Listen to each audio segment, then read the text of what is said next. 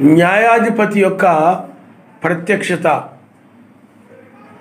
అని వర్తమానం మనం నేర్చుకోబోతున్నాం. ఇప్పుడు ఆయన న్యాయాధిపతిగా మనకు తోడుగా ఉండి ఆయన ఎలా నడిపిస్తున్నాడు అవి మనము చూడబోతున్నాం. ఈ యొక్క చివరి దినములో, అంత్య దినములో ఆయనే న్యాయాధిపతిగా ఉండి ఆయన వాని క్రియలు ప్రతి వారికి కూడా ఆయన జీతం ఇస్తాడని లేఖనాలు చెప్తూ ఉన్నాయి. ఆ యొక్క లేఖనాలను బట్టి ఇప్పుడు సర్వశక్తిమంతుడు ఈ యొక్క సమయంలో మనతో మాట్లాడడానికి మనకు బయలుపరిచిన విషయాన్ని మనము తెలుసుకుందాం. ప్రకటన గ్రంథము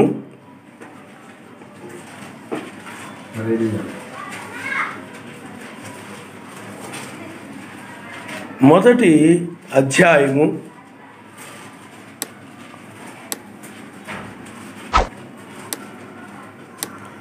10వ వచనం మనం చదువుకుందాం. మెస్సయ దినమందు ఆత్మవశుడనై ఉండగా బోరధ్వని వంటి గొప్ప స్వరము నీవు చూచుచున్నది పుస్తకములో వ్రాసి ఎఫెసు, స్మర్ణ, పెర్గము, తుయితైరా, సార్దీస్, ఫిలదెల్ఫియా, లవొదికయ అను 7 సంఘములకు పంపుమని చెప్పుట నా వెనుక వింటిని. ఇది వినగా నాతో మాట్లాడుచున్న స్వరమేమిటో అని చూడ తిరిగి తిని తిరగగా 7 సువర్ణ దీపస్తంభములను ఆ దీపస్తంభముల మధ్యను మనిషి కుమారుని పోలిన యొక్కనిని చూచి తిని ఆయన తన పాదముల మట్టుకు దిగుచున్న వస్త్రము ధరించుకుని రొమ్మునకు బంగారు దట్టి కట్టుకుని ఉండెను. ఆయన తలయు తల వెంట్రుకలను తెల్లని ఉన్నిని పోలినవై హిమమంత ధవళముగా ఉండెను. ఆయన నేత్రములు అగ్ని జ్వాలల వలె ఉండెను. ఆయన పాదములు కొలిమిలో పుటము వేయబడి మెరయుచున్న అపరంజితో సమానమై ఉండెను. ఆయన కంఠస్వరము విస్తార జల ప్రవాహముల ధ్వని వలె ఉండెను. ఆయన తన కుడి చేత 7 నక్షత్రములను పట్టుకొని ఉండెను. ఆయన నోట నుండి 2 అంచుల గల వాడి అయిన ఖడ్గము ఒకటి బయలు వెళ్ళుచుండెను. ఆయన ముఖము మహా తేజస్సుతో ప్రకాశించుచున్న సూర్యుని వలె ఉండెను.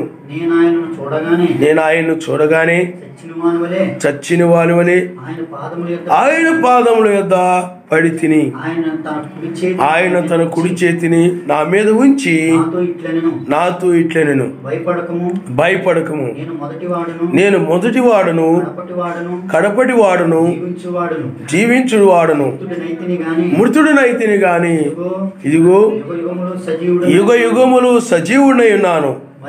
మరియు మరణము యొక్కయు పాతాళ లోకము యొక్కయు తాళపు చెవులు నా స్వాధీనంలో ఉన్నవి కాగా నీవు చూచిన వాటిని ఉన్న వాటిని వీటి వెంట కలగబో వాటిని అనగా నా కుడి చేతిలో నీవు చూచిన 7 నక్షత్రమును గూర్చిన మర్మమును ఆ 7 సువర్ణ దీపస్తంభముల సంగతియు వ్రాయము. ఆ 7 నక్షత్రములు 7 సంఘములకు దూతలు. ఆ 7 దీపస్తంభములు 7 సంఘములు. ఆయన నామమున హల్లెలూయా హల్లెలూయా.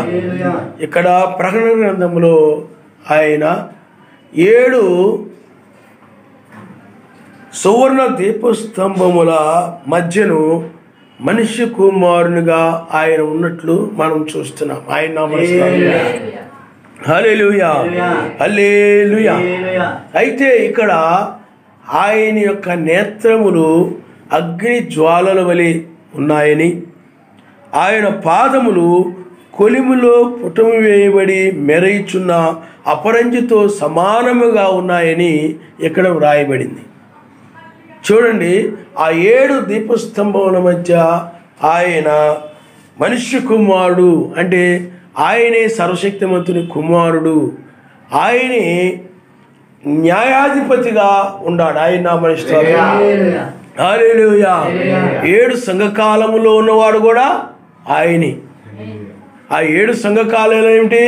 ఎఫెసు, స్మరణ, పెర్గము, తుయితైరా, సార్దీసు, ఫిలదెల్ఫియా, లవొదికీయ. ఆ 7 సంఘకాలములలో ఉన్నవాడు ఆయనే. ఆ 7 సంఘకాలంలో ఎలా ఉన్నాడు? ఆయన కృపామయుడుగా ఉన్నాడు. ఆ కృపామయుడుగా ఉన్నాడు కాబట్టి ఈ 2000 సంవత్సరాలంటే 7 సంఘకాలాల్లో ఆయన ప్రపంచమునకు సువార్త, ఆయన యొక్క దూతలను పంపించి సువార్త ప్రకటించాడు. ఆయన నామమున హల్లెలూయా. ఆ దూతలు ఎవరో మనకు తెలుసు. ఎవరు? పౌలు, ఐరేనియస్, మార్టిన్, కొలంబా, లోదర్, వెస్లీ, అలాగే ఏలియా. 7 దూతలు. పౌలు, ఐరేనియస్, మార్టిన్, కొలంబా, లోదర్, వెస్లీ, అలాగే ఏలియా. అక్కడ 7 దూతలు, ఆ 7 నక్షత్రాలు, 7 దీపస్తంభములు అనగా 7 సంఘాలు. ఎఫెసు, స్మరణ, అలాగే పెర్గము, తుయితైరా, సార్దీసు, ఫిలదెల్ఫియా, లవొదికీయ, అలాగే 7 సంఘాలు. అంటే 7 దీపస్తంభాలంటే 7 సంఘాలు, 7 నక్షత్రాలంటే 7 దూతలు. కాబట్టి 2000 సంవత్సరాలలో ఆయన 7 దూతలను ఆయన 7 సంఘకాలాల్లో పంపించాడు. అయితే చివరి వర్తమానికుడు ఎవరు? ఏలియా. ఏలియా ఆత్మ కలిగినటువంటి 7వ దూత, 7వ నక్షత్రము విలియం మ్యారిన్ బ్రెన్హామ్ గారు. అలాగే ఆయన తరువాత 5 రకాల పరిచర్య ఉంది. 5 రకాల పరిచర్యకు సంబంధించిన వారే పాస్టర్ ఎం జాన్సన్ గారు. కాబట్టి ఇలాగా ఈ యొక్క లవొదికీయ సంఘకాలమే 7వ సంఘకాలము. ఆ 7వ సంఘకాలంలోనే 7వ దూత 5 రకాల పరిచర్యలు మనము చూస్తున్నాం. అందుకని 7వ సంఘకాలాన్ని 7వ జామ్ అంటారు. అంతేకాకుండా 7వ సంఘకాలాన్నే ఆ యొక్క అర్ధరాత్రి అంటారు. ఎందుకనంటే ఇప్పుడున్నంతగా ఏ కాలములో కూడా సంఘాలు, మనుషుల ఆలోచనలు, మనసు కానీ చెడిపోయినటువంటి కాలము ఏ కాలములో లేదు. సిద్ధాంతాలు ఇవన్నీ కూడా పొగగా పాడైపోయి ఆ యొక్క మనస్సు స్థిరత్వం లేకుండా, ఆ భక్తి స్థిరత్వం లేకుండా, సంఘాలు స్థిరత్వం లేకుండా బహుగా చెడిపోయినటువంటి కాలం ఏదైనా ఉందంటే ఇది లవొదికీయ సంఘకాలం. బాగా చీకటి, పాపము సంఘాలని ఆవరించి ఉన్నటువంటి కాలము లవొదికీయ సంఘకాలం. అందుకనే ఇది దిగంబరిది, దిక్కుమాలింది, గుడ్డిది, దౌర్భాగ్యురాలని ఇలాంటి పదాలతో నా నోటి నుండి ఉమ్మివేయని ఉద్దేశిస్తున్నానంటాడు ఆయన. ఎంత నీచంగా ఉందో చూడండి. అంత భయంకరమైన పాపపు జీవితాలతో ఉన్నటువంటి సంఘకాలము లవొదికీయ సంఘకాలం. లోకాన్ని ప్రేమించి బహుగా చెడిపోయినటువంటి కాలము లవొదికీయ సంఘకాలం. కల్పిత సిద్ధాంతాలు, ఆచారాలు, రకరకాలైనటువంటి వాటితోటి ఈ యొక్క మనుషులు తమ ఆలోచనలో బహుగా చెడిపోయినటువంటి కాలం ఏదైనా ఉందంటే లవొదికీయ సంఘకాలం. అందుకని లవొదికీయ సంఘకాలంలో సర్వశక్తిమంతుని వాక్యాన్ని విడిచిపెట్టేసి ఎవరికి వాళ్ళే వాక్యానికి సొంత అర్థాలు చెప్తూ, సొంత భావాలు చెప్తూ, అలాగా సొంత మార్గాలు నడుస్తూ ఉండడం వల్ల అనేక సంఘాలు పుట్టుకొచ్చేసాయి. ఎవరికి వాళ్ళే మాకు తెలుసని, ఆ వాక్యం అర్థం మాకు తెలుసని ఎవరికి వాళ్ళు ఏం చేశారంటే ఆ వాక్యములకు సొంత అర్థాలు చెప్తూ, సొంత భావాలు చెప్తూ రకరకాల సంఘాలు బయటకు వచ్చేసాయి. ఈనాడు ఎన్నో వేల సంఘాలు ఉన్నాయి ప్రపంచంలో. ఆ బైబిల్ ఒక్కతే, కానీ ఒకే మాటని ఒక్కొక్క రకమైన అర్థాలు చెప్పేసి, ఆ మెసేజ్ గురించి ఒక్కొక్క అర్థాలు చెప్పి అలాగే బైబిల్లో ఎవరు నచ్చిన మాటను వాళ్ళు తీసుకొని రకరకాల సిద్ధాంతాల వలన ప్రపంచంలో సంఘాలని కూడా బహుగా కల్పిత బోధలతో చెడిపోయినటువంటి సంఘాలు. అందుకని మరలా 7వ సంఘకాలంలో ఆయన 7వ దూతను ఆయన పంపించాడు. అందుకనే 7వ దూత చెప్పేదే సత్యం. కారణం ఎందుకనంటే అతని మీద అభిషేకం ఉంటుంది.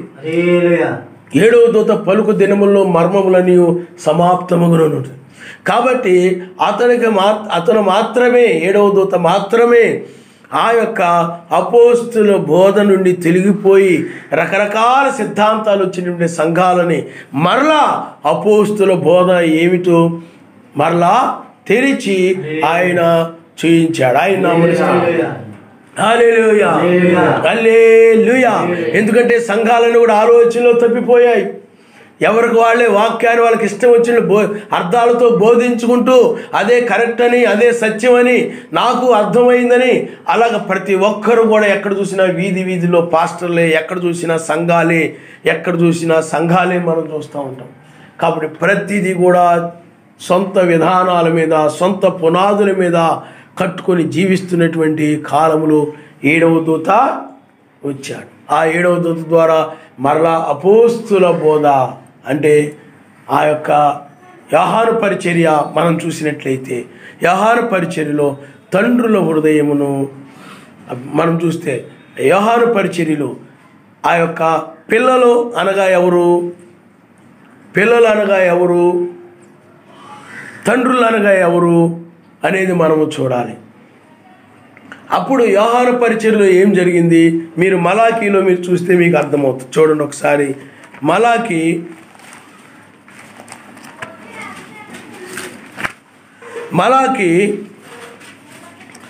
4వ అధ్యాయము 6వ వచనము, నేను వచ్చి దేశమును శపించుకుంటున్నట్లు తండ్రుల హృదయమును పిల్లల తట్టును, పిల్లల హృదయములను తండ్రుల తట్టును తిప్పెదను. ఇందుట్లో 2 భాగాలు ఉన్నాయి. ఆ మొదటి భాగం ఏమిటనంటే అతడు తండ్రుల హృదయమును పిల్లల తట్టును. ఇది యోహాను పరిచర్యలో నెరవేరింది.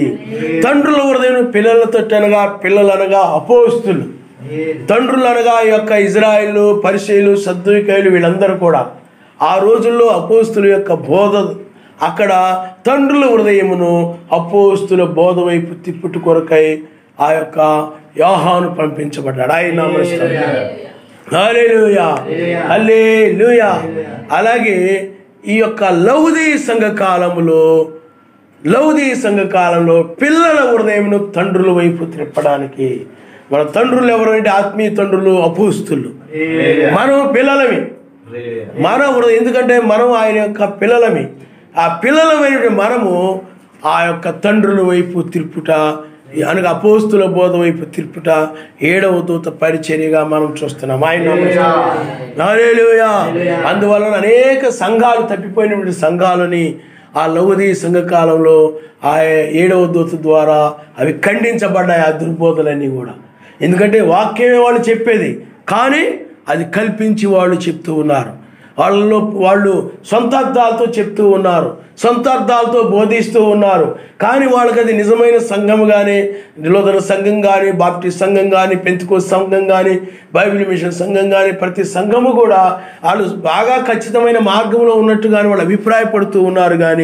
కానీ 7వ దూత వచ్చినప్పుడు అవన్నీ కూడా దుర్బోధనని తేటపరచబడ్డాయి, అవన్నీ కూడా తప్పుడు బోధనని తేటపరచబడ్డాయి. అయితే ఈ యొక్క 7వ సంఘకాలంలో పిల్లారా 4 జాములు ఉన్నాయి. అందుకనే బ్రహ్నాం గారి పరిచర్య అది సాయంకాలము అర్ధరాత్రి. అందుకని ఆయన సాయంకాల వర్తమానికుడు. అందువల్ల 7వ దూత కాలంలోనే నిజమైనటువంటి వధువు ఆ సంస్థల నుండి, ఆ సంఘ శాఖల నుండి, ఆ దుర్బోధల నుండి బయటకి నిలవబడినటువంటి కాలం ఏదైనా ఉందంటే అది లౌదీక సంఘకాలం. ఆయన హల్లెలూయా, హల్లెలూయా. కాబట్టి లౌదీక సంఘకాలంలో ఆయన యొక్క వధువు ఉన్నది. ఈ వధువులో కూడా రకరకాల దుర్బోధలు వచ్చాయి. అంటే బ్రహ్నాం గారు నిద్రించిన తర్వాత క్రూరమైన తోడేళ్ళు ఈ వధువు సంఘాల్లోకి ప్రవేశించాయి. ఈ వధువు సంఘాల్లోని కంటే బ్రహ్నాం గారు వర్తమానంలోనే ప్రవేశించాయి. ఆ రోజుల్లో ఎలాగైతే అనగా లౌదీ సంఘకాలంలో ఎలాగైతే ఆ యొక్క బైబిల్ని తీసుకొని అనేక దుర్బోధలు కల్పించుకుంటూ బైబిల్లోకి ఆ వాక్యములకి దుర్బోధలు ఎలాగ ప్రవేశించారో అలాగే ఈ యొక్క బ్రహ్నాం గారు వర్తమానంలోనూ కూడా ఈ యొక్క భయంకరమైన క్రూరమైన తోడేళ్ళు ప్రవేశించి ఆ బ్రహ్నాం గారు వర్తమానానికి సొంత అర్థాలు చెప్పడం, ఆ దాన్ని వాళ్ళ బుద్ధికి తోచినట్టుగా స్వబుద్ధితో అర్థం చేసుకొని ఆ స్వబుద్ధికి తగినట్టుగా బోధించడం, ఆ బోధలు ఆరంభమయ్యాయి. ఆ యొక్క క్రూరమైన తోడేళ్ళు యొక్క హృదయంలో నుండి పుట్టినటువంటి బోధలే ఈ యొక్క వధువు రాకడనే బోధ, వధువు ద్వారా నీతి సూర్యుని రాకడ జరుగుతుందనే బోధ, క్రీస్తు బ్రహ్మామిడ్స్ ఈ యొక్క బోధలు ఆ క్రీస్తు థామస్ అనేవాడు చేశాడు, వాడు తీసుకొచ్చాడు ఆ దుర్బోధ. అలాగే కొనసాగింపు పరిచర్య, ఇలాగ రకరకాలైన బోధలు, 1000 ఏళ్ల పాలనలో ఉన్నామని ఇలాగా రకరకాలైన బోధలు, అర్ధరాత్రి కాక అప్పుడే రెండవ రాకడ జరిగిపోయిందని, 1963లో రెండవ రాకడ జరిగిపోయిందని రకరకాలైన బోధలు ఎన్నో బ్రహ్నాం గారు సంఘంలోనూ కూడా, అంటే ఆ వర్తమానాల్లో కూడా ప్రవేశించాయి. వారు ఇంకా ఇష్టం వచ్చిన బోధలు బోధిస్తూ పోతూ ఉన్నారు.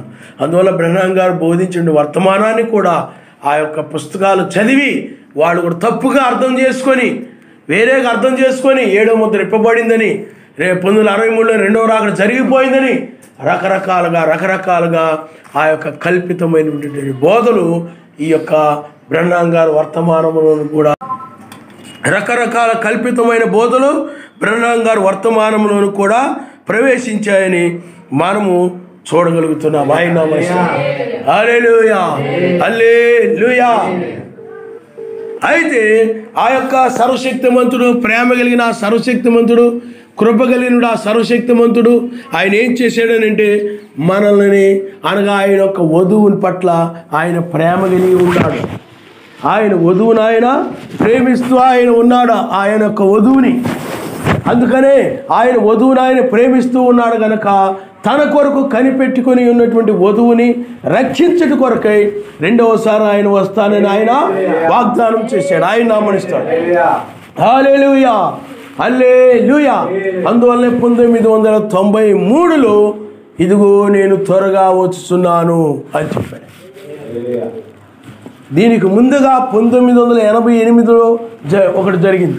1988లో నేను బాప్తిజం పొందడం జరిగింది. 1988లో ఆ 1988లో బాప్తిజం పొందడం జరిగింది. ఆ బాప్తిజం పొందిన తరువాత మీకు చాలాసార్లు చెప్పడం జరిగింది, బంగారపు రవ్వలు, చిన్న రవ్వలు లాంటివి అవన్నీ కూడా వచ్చి నన్నంతా కమ్ముకున్నాయి అన్నమాట. కమ్ముకొని తరువాత ఆ బంగారపు రవ్వల సుడిగాలు వెళ్ళి అలా తిరుగుతూ ఉన్నాయి అన్నమాట. నేను కూడా బంగారపు రవ్వలతో పాటు అలా తేలిపోయి, శరీరం తేలిపోయి అలా తిరుగుతూ ముందుకు వెళ్ళడం జరిగింది అనమాట. కానీ ఆ కళకప్పుడు అర్థం తెలియదు. అలాగే 1988లో మరలా ఇంకొక కళ చూపించడం, ఇంకొక కళ వచ్చింది. ఆ కళ ఏమిటనంటే ప్రపంచమంతా చీకటి గమ్మింది, ప్రపంచమంతా చీకటి గమ్మింది, పరలోకం నుండి నక్షత్రాలు వచ్చి నన్ను తాకి వెళ్ళిపోతున్నాయి అన్నమాట. ఆ తర్వాత ఇంకా ఆ పైన ఆకాశము సురసురా రగులుకొని కింద పడిపోతూ ఉంది, నక్షత్రాలు రాలి పడిపోతూ ఉన్నాయి. చాలా భయంకరమైన పరిస్థితి, చీకటి గమ్మేసింది. ఇక ప్రజలందరూ కూడా భయపడిపోయి వాళ్ళ దేవతలకి, వాళ్ళ దేవుళ్ళకి, ఆ విగ్రహాలకి పూజలు చేస్తూ, కొబ్బరికాయలు కొడుతూ వాళ్ళు వాటికి నమస్కారం చేస్తూ ఉన్నారు. కొంతమంది అయినట్లయితే ఆ యొక్క తూముల్లోనికి, స్వరంగాల్లోనికి వెళ్ళిపోయి దాక్కుంటూ ఉన్నారు. చాలా భయంకరమైన పరిస్థితి ఉన్నదన్నమాట. అప్పుడు నేనైతే ఆయన స్తుతిస్తూ ఉన్నాను, మహిమపరుస్తూ ఉన్నాను. అప్పుడు పరలోకం నుండి తెల్లని విమానం లాంటిది వచ్చింది. అప్పుడు దాని మీద కూర్చున్నాను. అంతలోకి నా వెనక నుండి మీకు చెప్పాను అబ్రహాము వెనక కూర్చున్నాడు. అప్పుడు పైకి వెళ్ళడం జరిగింది. ఆకాశం ఇలా తెరవబడింది. ఒక పరలోక పట్టణము, శృంగారమైన పరలోక పట్టణం కాడబడింది. ఆయన నామమున హల్లెలూయా, హల్లెలూయా. అలాగే 93 దగ్గరకు వచ్చేటప్పటికి ఇదిగో నేను త్వరగా వచ్చున్నానని ఒక స్వరం వినపడింది. ఆ స్వరం వినపడిన తర్వాత మరలా ఆకాశము నుండి, అంటే కళలు అనమాట, ఆకాశం నుండి అగ్ని, మరలా కణాలు, అంటే ముక్కలు, అగ్ని ముక్కలు సుడులుగా ఇలా ఇలా ఇలా తిరుగుతూ చాలా బలముగా వచ్చి తల మీద పడిపోతున్నాయి అనమాట. పడిపోతూ ఉంటే నాకు మెలకు వచ్చింది. మెలకు వచ్చి అయ్యో దుప్పటి మీద పడిపోయినాయేమో, కాలిపోతున్నాయేమో అని మెలకు లేచి చూశాను అనమాట. అంటే అంతంత గడ్డలు ఆ యొక్క అగ్ని ముక్కలు అనమాట. అవి అలాగ తల మీద పడి ఇలా ఎగిరిపోతున్నాయి, కింద పడిపోతున్నాయి. అప్పుడు ఆ మంచం కాలిపోతుందేమో, మంచం మీద పడిపోయాను నేను అనుకున్నాను అనమాట. కానీ ఆ మెలకు వచ్చింది. కానీ అప్పుడు ఆ కళలకు అర్థం తెలియదు, ఆ కళకు అర్థము తెలియదు. ఇంకా ఇంకొక కళ ఏమిటనండి, ఆ యొక్క తెల్లని మేఘము ఒక ఇంటి దగ్గర అనగా ఇంటి పైన ఆకాశములో తెల్లని మేఘం కనపడింది. ఆ మేఘము చాలా ప్రకాశవంతంగా ఉంది. చాలామంది ఆ మేఘాన్ని దూషిస్తూ ఉన్నారు. ఆ మేఘము అగ్ని మేఘంగా మారి ముక్కలైపోయి అది ఇరిగిపోయి ఎవరైతే దూషిస్తున్నారో వాళ్ళ మీద పడినప్పుడు ఎక్కడ వాళ్ళు అక్కడ పారిపోతూ ఉన్నారన్నమాట. ఆ విధంగా కళ వచ్చింది. అదే ప్రాంతంలో ఎక్కడైతే ఆ కళ చూశానో, ఏ ఇంటి దగ్గర అయితే ఆ కళ చూపించాడో సర్వశక్తిమంతుడు, అదే ఇంటి దగ్గర 1995లో జాన్సన్ గారు అక్కడ మీటింగ్స్ జరిగాయి. మేము అక్కడ మీటింగ్స్ ఏర్పాటు చేసాం. అయితే కళ వచ్చింది కదా అని అక్కడ మేము అలా చేయలేదు, మాకు తెలియకుండానే మేము అక్కడ పెట్టామన్నమాట మీటింగ్స్. అయితే ఎందుకంటే ఆ కళకు కూడా అర్థం తెలియదు అప్పటికి, అక్కడే మీటింగ్స్ పెట్టడం జరిగింది. ఆ మీటింగ్స్ అయిపోయిన వెంటనే 95లో అదే సంవత్సరంలో జాన్సన్ గారిని నిద్రించడం, ఆ తర్వాత 96లో వెంటనే ఆయన వేకుచుక్కు గురించి ఆయన బయలుపరిచాడు. ఆయన హల్లెలూయా హల్లెలూయా. అప్పుడు వేకుచుక్కు గురించి బయలుపరిచిన తర్వాత ఆయన చెప్పింది ఏమిటంటే, ఇది రెండవ రాకడ, ఇదిగో నేను త్వరగా వచ్చున్నాను అంటే రెండవసారి నేను త్వరగా వచ్చున్నాను. అలాగే హెబ్రీయులకు రాసిన పత్రిక 9వ అధ్యాయము 26, 28, 20 వచనాలు మనం చూసినట్లయితే అక్కడ ఏమిటో చెప్పండి. రెండవసారి తన కొరకు కనిపెట్టుకుని వారి రక్షణ నిమిత్తం ఆయన వస్తాడను. కాబట్టి ఆయన వేకుచుక్కగా, అందుకే కడవరి కాలమందు బయలుపరచబడుబో రక్షణ అనుంది బైబిల్లో. అంటే నామములో బాప్తిజం పొందుడు ద్వారా పొందిన రక్షణ కంటే కూడా ఈ యొక్క రక్షణ ఇంకొకటి ఉన్నదని, అందుకే విశ్వాసులమైనప్పటికంటే అనుంది బైబిల్లో. విశ్వాసులమైనప్పటికంటే ఇంకొక రక్షణ, అది కడవరి రక్షణ, అది తెల్లవారుజామున విశ్వాసులైనప్పటికంటే రక్షణ మీకు సమీపంగా ఉంది. నిద్ర మేలుకొని వేళైందని తెలుసుకుని ఇలాగూ చేయడి. రాత్రి చాలా గడిచి పగలు సమీపంగా ఉందంటే ఈ ప్రకృతి సంబంధమైన రాత్రి పగలు గురించి కాదు, ఆత్మ సంబంధమైన నిద్ర మేలుకొని వేళ గురించి చెప్తున్నాడు ఆయన. ఆత్మ సంబంధంగా ఈ రాత్రి అనేటువంటి లోకాన్ని గురించి, రాబోయే ఆ పగలు గురించి మాట్లాడుతున్నాడు ఆయన. అంటే 1000 ఏళ్ల పాలన గురించి మాట్లాడుతున్నాడు ఆయన.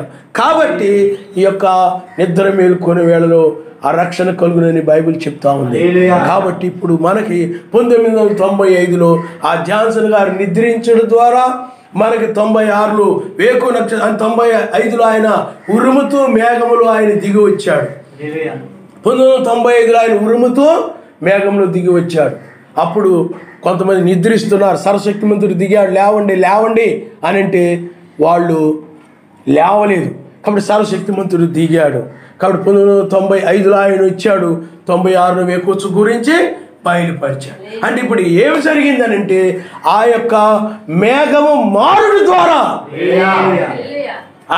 ఏమి మనకు నేర్పబడింది, ఏమి ఆయన మనకు బయలుపరిచాడనంటే పరిచర్య మారిందని చెప్పాడు ఆయన కార్యము మారింది. అంటే 1995లో లోకమునకు సువార్త ద్వారములు మూయబడ్డాయి. అందువల్లే నేను జాన్సన్ గారిని నేను తీసుకున్నాను. ఇంకా లోకమునకు సువార్త ద్వారాలు 1995లో మూయబడ్డాయి.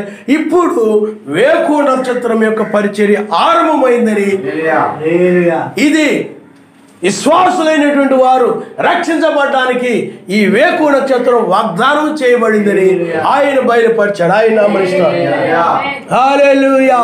ఇప్పుడు మీరు గమనించినట్లయితే 1995 వరకు ఆయన కృపాసింహాసనం మీద ఉన్నాడు. ఎక్కడున్నాడు చెప్పండి? కృపాసింహాసనం మీద ఉన్నాడు.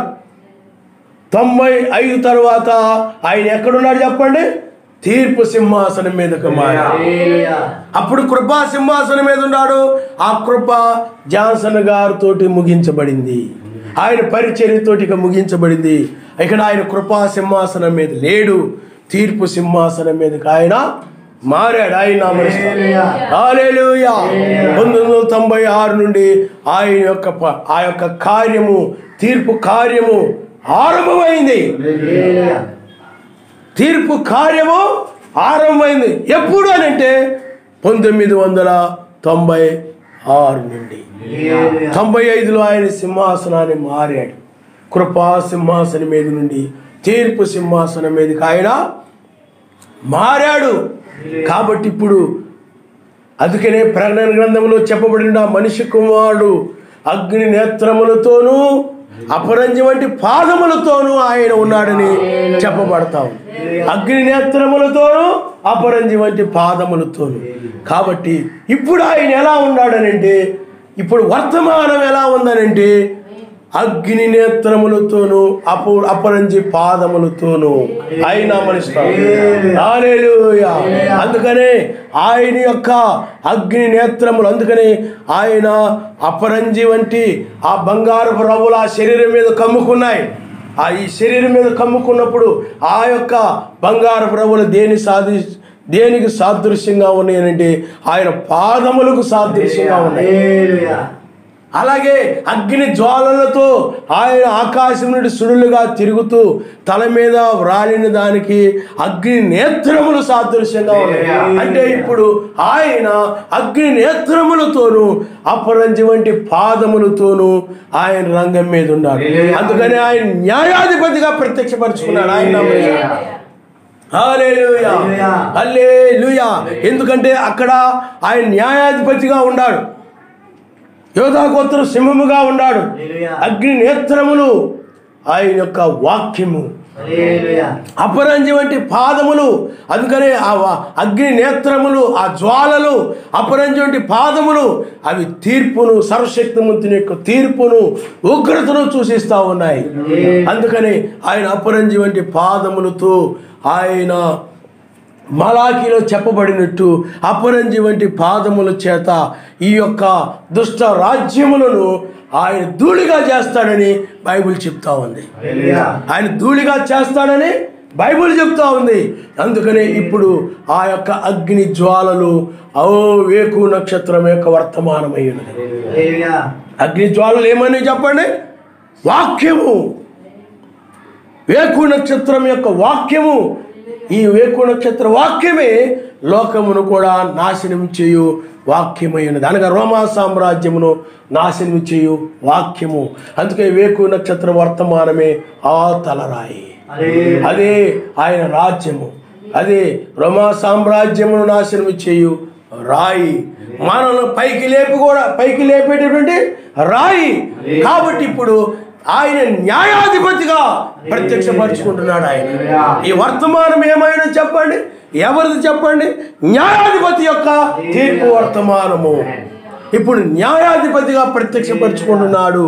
ఇప్పుడు ఆయన ఏ విధంగా ఉన్నాడు ఇప్పుడు అనంటే కృపామయుడిగా లేడు. అగ్ని నేత్రాలు, ఆయన నేత్రములు అగ్నితో మండుతూ అగ్ని జ్వాలలు ఆయన నేత్రాల నుండి వస్తూ ఉన్నాయి. ఆయన యొక్క లోకం మీద ఆయన కోపముతో ఉన్నాడని రుజువు చేస్తూ ఉందన్నమాట. ఉగ్రతను చూపించబోతున్నాడని. ఆయన యొక్క పాదములు అవి బలమైన పాదములు, అపరంజి వంటి పాదములు. ఆ పాదములతో ఆయన దుష్ట రాజ్యాలని నాశనం చేస్తాడని, ధూళివలె చేస్తాడని బైబిల్లో చెప్పబడి ఉంది. ఆయన నామరుస్తాడు. కాబట్టి ఇప్పుడు న్యాయాధిపతి ఎలా ప్రత్యక్షపరుచుకుంటున్నాడు? అగ్ని జ్వాలలతోనూ అపరంజి వంటి పాదములతోనూ ఆయన ప్రత్యక్షమైనట్లుగా బయలుపరుచుకున్నాడు. ఆయన నామరుస్తాడు. హల్లెలూయా. ఎందుకు ఆయన ఆ విధంగా ప్రత్యక్షమయ్యాడనండి? వాని క్రియలు చొప్పున ప్రతిఫలం ఇవ్వడానికి. ఇప్పుడు వాని క్రియలు అంటే వాని క్రియలు చొప్పున ప్రతిఫలం ఇవ్వడానికి ఆయన ఆ విధంగా ప్రత్యక్షమయ్యాడు. అందుకనే ఇప్పుడు మనము ప్రకటన గ్రంథము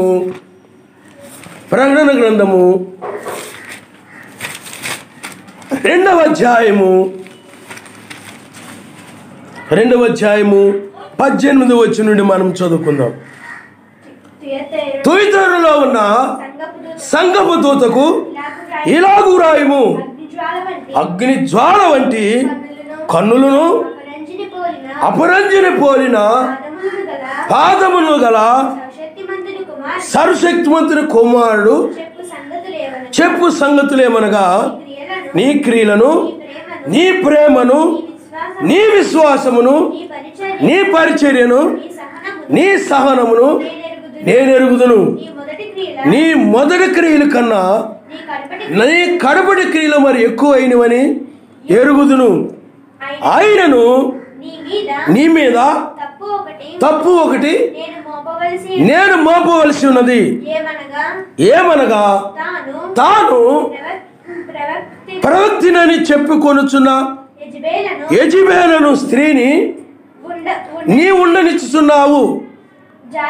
జారత్వము చేయుటకును విగ్రహములకు బలిచ్చిన వాటిని తినుటకును అది నా దాసులకు బోధించుచు వారిని మోసపరుచుచున్నది.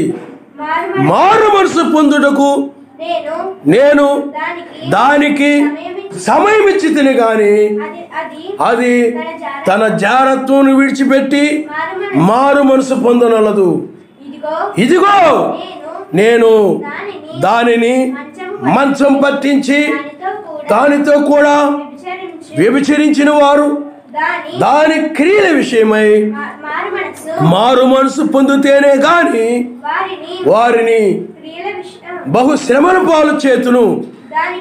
దాని పిల్లలను నిశ్చయముగా చంపెదను. అందువలన అంతరింద్రియములను హృదయములను పరీక్షించువాడు నేనే అని సంఘములనియు తెలుసుకొనును. మరియు మీలో ప్రతివానికి ఇక్కడ గమనించండి, వారి క్రియలు చొప్పున ప్రతిఫలం ఇచ్చేదను. ఆయన నామమున స్తోత్రం. హల్లెలూయా. తర్వాత చదువమ్మా. అయితే తుయతైరులో కడమవారని మీతో అనగా ఈ బోధన మీకు అంగీకరింపక సాతాను యొక్క గూఢమైన సంగతులు ఎరుగమని చెప్పుకొని వారందరితో నేను చెప్పుచున్నదేమనగా, మీ పైన మరి ఏ భారమును పెట్టను. నేను వచ్చు వరకు మీకు కలిగి ఉన్న దాన్ని గట్టిగా పట్టుకొనుడి. నేను నా తండ్రి వల్ల అధికారం పొందినట్టు జయించుచు అంతం వరకు నా క్రియలు జాగ్రత్తగా చేయవానికి జనుల మీద అధికారం ఇచ్చెదను. అతడు ఇనుపదండముతో వారిని ఏలును. వారు కొమ్మరి వారి పాత్ర వలె పగలగొట్టబడుదురు. మరియు అతనికి వేకు చుక్కనిచ్చెదను. సంగములతో ఆత్మ చెప్పుచున్న మాట చెవి గలవాడు వినుగాక. ఆయన మనిషి చూడండి, తుయతైరు సంఘ కాలంలో అది అప్పుడు నెరవేరలేదు, ఇప్పుడు నెరవేరుతుంది. ఇప్పుడు ఆయన అగ్ని జ్వాలలతోనూ అనగా అగ్ని జ్వాలల వంటి కన్నులతోనూ అపరంజి వంటి పాదములతోనూ ఆయన ఇప్పుడు రంగం మీద ఉన్నాడని మనము గ్రహించగలం. కృపామయుడిగా లేడు, ఇప్పుడు న్యాయాధిపతిగా ఆయన ఉన్నాడు. న్యాయాధిపతిగా వస్తే ఏం చేస్తాడో ఇక్కడ మనం తుయతైరు సంఘ కాలంలో ఆ సంఘంలో చెప్పబడిన దాన్ని బట్టి మనం నేర్చుకుంటున్నాం. ఆయన మనిషి అందుకని ఇప్పుడు ఆయన అగ్ని నేత్రములతోనూ, అంటే అగ్ని జ్వాలల వంటి నేత్రములతోనూ, అపరంజి వంటి పాదములతోనూ, అగ్ని అపరంజి అవి తీర్పుకు సాదృశ్యంగా ఉన్నాయి, ఉగ్రతకు సాదృశ్యంగా ఉన్నాయి. అందుకని ఆయన ఉగ్రత తీర్చుకునేవాడుగా వచ్చాడు. కాబట్టి ఇప్పుడు ఆయన వాని క్రియలు చొప్పున ప్రతిఫలం ఇచ్చేవాడుగా ఉన్నాడు. అందుకని ఇప్పుడు వధువుని ఆయన ఏం చేస్తానండి, ఈ తెల్లవారుజామున వేకు నక్షత్రమును ఆమెకి ఇచ్చాడను. వేకు నక్షత్రాన్ని ఇవ్వడమే ఆయన యొక్క రాజ్యాన్ని నీకివ్వడం. ఆయన మనిషి హల్లెలూయా. అందుకనే ఎక్కిరమ్ము, ఆ స్వరములేమని చెప్పండి, ఎక్కిరమ్ము. ఆ బోరధ్వని వంటి స్వరము, ఆ యొక్క బోరధ్వని వంటి స్వరము, మనిషి కుమారుని యొక్క స్వరం ఏమైనదంటే బోరధ్వని వంటి స్వరము. సర్వశక్తిమంతుని కుమారుడుగా ఆయన యొక్క స్వరము ఇప్పుడు మనిషి కుమారుడుగా 7 సంఘకాలములో ఆయన సర్వశక్తిమంతుని కుమారుడుగా ఉన్నాడు. ఆయన హల్లెలూయా. ఇప్పుడైనట్లయితే ఆయన అగ్ని జ్వాలలతో అపరంజి వంటి పాదములతో తీర్పు తీర్చే న్యాయాధిపతిగా ఉన్నాడు. అంటే అగ్ని జ్వాలలు ఈ యొక్క అపరంజి వంటి పాదములు దేనికి సాదృశ్యంగా ఉన్నాయి చెప్పండి? తీర్పు తీర్చేవాడుగా ఆయన ఉన్నాడని తెలియజేస్తున్నాయి. ఆయన నామమున అగ్ని అంటే అగ్ని కాదు, బంగారం అంటే బంగారం అని కాదు, తీర్పుని తెలియజేస్తా ఉన్నాయి. ఆయన పాదములు అలాగే నేత్రములు అగ్ని నేత్రములు అగ్ని జ్వాలలతో ఉన్నాయి. ఇప్పుడు ఆయన వాని క్రియలు చొప్పున ప్రతిఫలం ఇచ్చుటకు ఆయన వచ్చాడు. అయితే ఇప్పుడు వధువుకేమిస్తున్నాడు చెప్పండి? మనకేమిస్తున్నాడు అంటే నీకేమిస్తున్నాడు అని అంటే ఇక్కడ వేకు చుక్కనిస్తున్నాడు. ఇప్పుడు మనకు వేకు చుక్కగా ఉన్నాడు ఆయనే. వేకు చుక్క అంటే ఆయనే. ఇప్పుడు వేకు చుక్కను నువ్వు పొందుకుంటున్నావు. నిద్ర మేల్కొల్పే వేకు నక్షత్రాన్ని. వేకు నక్షత్రం నీ హృదయంలో తెల్లవారు వేకు చుక్క మీ హృదయాల్లో ఉదయించే వరకు ఆ వాక్యము చీకటి గల చోటున వెలుగుచు దీపముగా ఉన్నదని ఉంది బైబిల్. 1993లో ఇదిగో త్వరగా వచ్చునానని చెప్పిన వాడు ఇప్పుడు వాని క్రియలు చొప్పున ప్రతిఫలం ఇచ్చుటకు ఆయన వచ్చాడు. అందుకని లోకమును సువార్త ద్వారాలు మూయబడ్డాయి. అన్యాయం చేయవాడిని ఇంకా అన్యాయం చేయనేము, అపవిత్రుని ఇంకా అపవిత్రుడుగా ఉండనేము. ఇదిగో జీతము నా యొద్ద ఉన్నదని ఇప్పుడు జీతాన్ని తీసుకుని వచ్చాడు. కాబట్టి నీకు జీతంగా నీకు ప్రతిఫలముగా ఏమిస్తున్నాడంటే వేకు చుక్కనిస్తున్నాడు. అదే వేకు చుక్కనగా నిద్ర మేలుకొల్పు వర్తమానాన్ని ఇచ్చాడు. ఆయన హల్లెలూయా. అదే ఎక్కిరమ్మనే వర్తమానం. నిద్ర మేలుకొల్పడం అంటే ఏమిటి చెప్పండి? వేకు చుక్కగా వెళ్ళాడు లాజరు దగ్గరికి. లాజరు దగ్గరికి వెళ్ళి బిగ్గరగా లాజరు బయటగా అన్నాడు ఆయన. ఆ లాజరు బయటకు వచ్చేసాడు, నిద్ర మేలుకొల్పబడ్డాడు. ఇప్పుడు కూడా నిన్ను ఎక్కిరమ్ము అని పిలుస్తూ ఉన్నాడు. పైకి రమ్ము, ఇది నీకు ప్రతిఫలము. ఆయన మనసు హల్లెలూయా. అప్పుడు నీవు రూపాంతరం చెంది పైకి వెళ్ళిపోతావు. అది నీకు ప్రతిఫలముగా ఇస్తున్నాడు. పునరుద్ధానాన్ని నీకు ప్రతిఫలంగా ఇస్తున్నాడు. ఆ రాజ్యాన్ని ప్రతిఫలముగా ఆయన ఇస్తూ ఉన్నాడు. అదే ఈ యొక్క యెజబెలు ఉన్నది. యెజబెలు ఏలియా దినాల్లో ఉంది, మరలా ఇక్కడ తుయతీరు సంఘకాలంలో కనపడతా ఉంది. ఆ తుయతీరు సంఘకాలంలో యెజబెలు. అందుకే మెస్సీ క్రియలు కలిగిన వారు ఉన్నారు, యెజబెలు ఉంది. ఈ మెస్సీ క్రియలు కలిగిన వారు వేకు చుక్కను పొందుకుంటున్నారు. అలాగే ఈ యొక్క యెజబెలు ఉంది. అంటే యెజబెలు అప్పుడే చనిపోయింది కదా, కానీ ఆమె ఆత్మ ఉందన్నమాట. ఆ కాలంలో ఆమె ఆత్మ అనేక సంఘాల్లో పనిచేస్తూ ఉన్నది. అదే ఆత్మ ఈనాడు చివరికి మరలా ఈ యొక్క పక్షా సంఘాల్లో ఉంది. అలాగే ఈ బ్రహ్మాం గారు కొన్ని సంఘాల్లోనికి ఈ ఆత్మ ప్రవేశించేసింది. అందుకని ఆ యొక్క యెజబెలు దేని గురించి బోధించిందంటే బయలు గురించి బోధించింది. అస్తారోతు బయలుదేవతల గురించి బోధించింది ఆ యెజబెలు. బయలు అనగా సూర్యుని గురించి బోధించింది. ఇప్పుడు కూడా ఈ వధువు సంఘాల్లో నుండి బోధకులు ఆశీస్సులాల్ గారు కానీ, ఆ తర్వాత ఇక మార్కు గారు, చాలామంది ఉన్నారు. వీళ్ళందరూ కూడా వధువు ద్వారా నీతి సూర్యుని రాకడ జరుగుతుందని బోధిస్తూ ఉంటారు. వీళ్ళు ఇంకేమంటారంటే వధువు మధ్యవర్తిగా మారిపోయిందంటారు. ఇప్పుడు మెస్సీ మధ్యవర్తిగా లేడు, మరి ఎవరికి మధ్యవర్తిగా మారిందో? వధువే వేకు చుక్క అంటుంటారు కొంతమంది. ఎవరికి వేకు చుక్కగా ఉందో వాళ్ళకి తెలియదు. మీకు అర్థమైందా? వేకు చుక్క మరి వధువు అయితే మరి వేకు చుక్క ఎవరు హృదయంలో ఉదయిస్తాయి. మరి వధువు మధ్యవర్తి అయితే మరి ఎవరికి ఆమె మధ్యవర్తి అంటే వధువుకి సర్వశక్తిమంతునికి మధ్యవర్తిగా మెస్సీ ఉన్నాడు. మరి ఈవిడ మధ్యవర్తిగా మారితే మరి ఈవిడ ఎవరికి మధ్యవర్తిగా ఉంది? వాళ్ళకి వివేకం లేదు, తప్పుడు బోధలు చేసుకుంటూ పోతూ ఉన్నారు. ఇలా వాక్య విరోధమైన బోధలు చేసుకుంటూ పోతూ ఉన్నారు. అందుకని వధువు రాకడని, వధువు ద్వారా బోధిస్తుంటాడని, వధువు ద్వారా స్త్రీ ద్వారా మాట్లాడుతున్నాడనే బోధ ఈ యొక్క బ్రహ్మాం గారి సంఘాల్లోకి వచ్చేసింది. అంటే ఏ విధంగా వచ్చిందంటే 1963లో ఆయన వచ్చేసాడు. అది దర్శనం అని బ్రహ్మాం గారు చెప్పారు. రెండవ రాకడ అప్పుడే జరిగిపోయింది. బ్రహ్మాం గారు ఆయన కృపాసింహాసనం మీద ఉన్నాడని చెప్పాడు.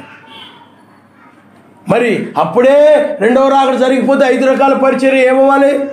అప్పుడే అయిపోవాలి. మరి కృప లేదు కదా దగ్గర. మరి రెండవ రాకడ 1963లో జరగలేదు, కానీ అది రెండవ రాకడ యొక్క దర్శనం మాత్రమే. అయితే ఆయన రెండవ రాకడ వచ్చేసాడు, ఇప్పుడు వధువులో ఉన్నాడు, వధువు ద్వారా నీ సూర్యుని రాకడ జరుగుతూ ఉంది అని బోధ. ఈ బోధ యెజబెలు బోధ. ఎందుకంటే ఆనాడు యెజబెలే సూర్యుని గురించి బోధించింది ఒక స్త్రీ ద్వారా ఇప్పుడు కూడా ఒక సంఘము ద్వారా ఈ సూర్యుని బోధ జరుగుతూ ఉందంటే ఇది కూడా ఏమైనదంటే యెజబెలు బోధ. ఆనాడు యెజబెలు ఆ విధంగా బోధించింది. ఇప్పుడు వధువు వేషం వేసుకొని యెజబెలు అనేక మందిని బోధిస్తూ ఉంది, సూర్యుని బోధ చేస్తా. కాబట్టి ఇప్పుడు బ్రహ్నాం గారు వర్తమానంలోనే ఆనాడు తృతీయ సంఘ కాలంలోనే ఆ తృతీయ సంఘంలోనే మంచి క్రియలు కలిగిన వారు ఉన్నారు, అలాగే యెజబెలు లక్షణాలు కలిగిన వాళ్ళు కూడా ఉన్నారు. యెజబెలు క్రియలు కలిగిన వారు ఉన్నారు. అందుకని మెస్సీ క్రియలు కలిగిన వారికి వేకువ చుక్కనిచ్చిందని అక్కడ చెప్పబడతా ఉంది. యెజబెలునైతే శ్రమల పాలు చేసేదను అని ఉంది, బహు శ్రమల పాలు చేసేదను. అందుకే 22వ వచనాన్ని మీరు ఒకసారి చదవండి అమ్మా. ఇదిగో నేను దానిని మంచం పట్టించి దానితో కూడా వ్యభిచరించిన వారు దాని క్రియల విషయమై మారు మనసు పొందితేనే కానీ వారిని బహుశ్రమల పాలు చేతును. కాబట్టి ఆమెకి ఏం పొందుకోబోతుందంటే భయంకరమైన శ్రమను పొందుకోబోతా ఉంది. ఆయన నామని స్తోత్రం, హల్లెలూయా. ఆమెకి బహు విధమైన శ్రమలు రాబోతున్నాయి ఆమె మీదకి. కానీ నువ్వు ఆమె శ్రమలేమొద్దు, బస్టురాలైనా పర్లేదు, నాతో ఉంటే చాలు అనుకుంటే నువ్వు ఆమెను చెప్పు.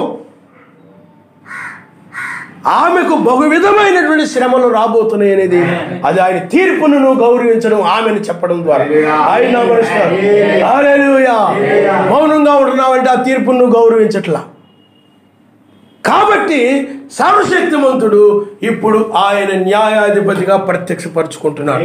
వారి క్రియలు చొప్పున ప్రతిఫలం ఇవ్వడానికి ఆయన వచ్చాడు, ఇప్పుడు రంగం మీద ఉన్నాడు. ఆయన నమస్కారం, హల్లెలూయా. అందుకని పేతురు రాసిన 2వ పత్రిక 1వ అధ్యాయములో ఆయన వేకువ చుక్కగా ఉన్నాడు. అలాగే ఆ యొక్క 3వ అధ్యాయములో ఆయన బహు శ్రమల పాలు చేసేవాడుగా ఆయన ఉన్నాడు. అందుకని అది న్యాయాధిపతి యొక్క పత్రికే 2వ పేతురు రాసిన పత్రిక. ఆయన నామనిస్తారు, హల్లెలూయా. ఆ యొక్క 1వ పేతురు రాసిన పత్రికలో 7 ఉరుములు ఉన్నాయి.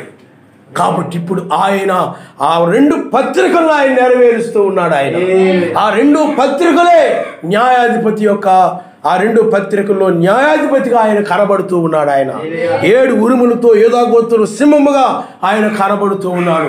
అందుకని అక్కడ తప్పించబడిన వారి గురించి వ్రాయబడింది, అలాగే ఉగ్రతలో పడేవారి గురించి కూడా అక్కడ వ్రాయబడింది ఆ యొక్క పత్రికల్లో, 2వ పేతురు రాసిన పత్రికలు. కాబట్టి ఇప్పుడు ఆయన న్యాయాధిపతిగా తాను ప్రత్యక్షపరుచుకుంటున్నాడు, న్యాయాధిపతిగా ఇప్పుడు మనల్ని నడిపిస్తూ ఉన్నాడు. ఇప్పుడు వేకువ నక్షత్రాన్ని మనకు ఆయన ప్రతిఫలముగా ఆయన ఇచ్చాడు. ఆయన హల్లెలూయా. ఆ వేకువ నక్షత్రము ద్వారా మనము మధ్య ఆకాశమును మనము కొనుక్కోబడతాము. కాబట్టి మనకు ఆయన గొప్ప బహుమానముగా ఆయనే మనకి ఉన్నాడు. అందుకని ఇప్పుడు ఆయన వేకువ నక్షత్రముగా ఉండి మనల్ని పైకి తీసుకుని వెళ్తాడు. కాబట్టి ఇప్పుడు న్యాయాధిపతి అగ్ని జ్వాలలతో ఉండి అపరంజి వంటి పాదములతో ఉండి ఇక ఎవరైతే అపోస్తుల బోధన నమ్మలేదో, అపోస్తుల యొక్క వర్తమానం నమ్మలేదో 7వ సంఘ కాలంలో వారందరి మీద కూడా ఆయన ప్రతీకారం తీర్చుకోబోతున్నాడు. అందుకనే ఆ అగ్ని జ్వాలలు అపరంజి వంటి పాదములు ఆయన ప్రతిదండన లేకపోతే ఆయన ప్రతీకారము తీర్చుకునేవాడుగా ఉన్నాడని, ఆ విధంగా మారాడని తెలియజేస్తా ఉన్నాయి. ఇప్పుడు యొక్క వర్తమానము ద్వారా మనము ఆయన ఇప్పుడు న్యాయాధిపతిగా ఆయన ఉన్నాడని, 5 యొక్క వర్తమానము న్యాయాధిపతి యొక్క వర్తమానం అని మనం గ్రహించగలుగుతున్నాం. ఆయన హల్లెలూయా, హల్లెలూయా. కాబట్టి పిల్లరా ఆలోచన చేయండి. మనము యూదా గోత్రపు సింహము, ఆయన న్యాయాధిపతి. ఆయన గర్జించినప్పుడు 7 ఉరుములు వాటి శబ్దములు పలికాయని మనం చూస్తున్నాం. అందుట్లో ఆ 7 ఉరుముల్లో 2వ రాకడకు సంబంధించినది ఉన్నది. అందుకని 7 ఉరుములే ఆ రాకడని బయలుపరుస్తా ఉన్నాయి. కాబట్టి పిల్లారు ఇప్పుడు ఆయన అగ్ని జ్వాలలతో ఉన్నాడు. ఆయన ఒక పాదమును మన దగ్గర మోపాడు, ఇంకొక పాదమేమో రోమా సామ్రాజ్యం మీద మోపాడు ఆయన. ఆయన పాదములు అపరంజి వంటి పాదములు. అక్కడ రాయబడింది ఆయన పాదములు ఏమైనా చెప్పండి, అపరంజి వంటి పాదములు. ఇక్కడ ఒక తీర్పు జరుగుతూ ఉంది. లేపు లోకం మీదకి ఆయన ప్రతీకారము తీర్చుకోబోతున్నాడు. అందుకని కీడు చేయుట, అందుకని నా పని, మీరు కీడుకు ప్రతి కీడు చేయొద్దు, మీరు అది నా పని, పగ తీర్చుకున్నాడు నా పని అని చెప్పాడు ఆయన.